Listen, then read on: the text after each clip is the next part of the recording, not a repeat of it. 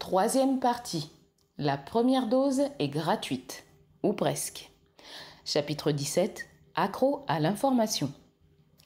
Or, si on en juge par les effets délétères de la sédentarité concomitante à l'automobile, il se pourrait que les effets négatifs des gadgets électroniques sur la capacité contemplative, le sens de l'orientation, la mémoire, etc., constituent un prix à payer disproportionné par rapport aux avantages de ces technologies. Damien Holgate. Découvrir que je pensais sous forme de statut Facebook m'a tellement ébranlé que j'ai commencé à prêter attention au reste de mon comportement. Quelque chose d'autre avait changé chez moi en ce début d'année 2018. J'étais devenu accro à l'information. Je lisais chaque jour un nombre impressionnant d'articles sur l'actualité régionale, provinciale, nationale, internationale, scientifique, artistique, alouette. Tous les matins, je butinais en ligne d'un article à un autre et ma tête s'emplissait de nouvelles connaissances. Après le dîner, avant de me mettre au travail, je faisais un deuxième tour de l'actualité et le soir, si j'en avais l'occasion, je retournais lire un dernier texte avant de me coucher. Je consacrais un temps fou à la lecture en ligne. J'apprenais un tas de choses et je me sentais très intelligente. Mais je n'aurais pu soutenir une conversation prolongée sur aucun de ces sujets. Dans son livre « Internet rend-il bête ?», Nicolas Carr démontre comment l'utilisation d'Internet modifie les connexions dans le cerveau de celui qui l'utilise. On peut résumer son enquête en quelques phrases. Quand nous sommes en ligne, on nous présente constamment des hyperliens et des publicités. Plus nous sommes soumis à ces distractions, plus notre cerveau remplace des connexions associées à la lecture linéaire en profondeur par des connexions qui facilitent les changements fréquents.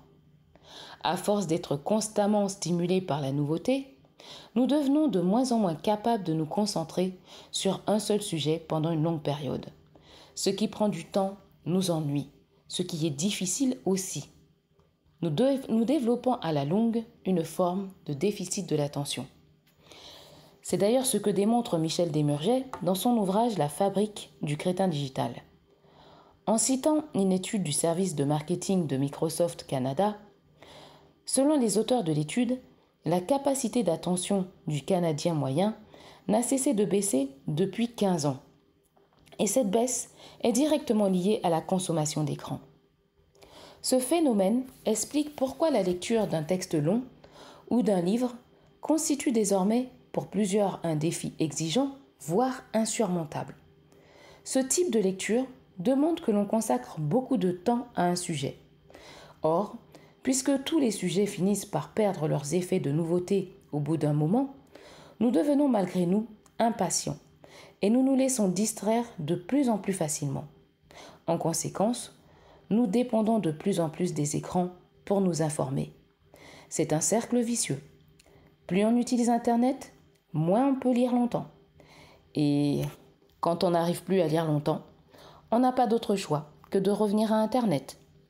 Voilà pourquoi nous passons collectivement de plus en plus de temps devant nos écrans. Si nous ne voulons pas que notre vie personnelle se résume à notre vie numérique, il est souhaitable d'entretenir notre capacité de concentration.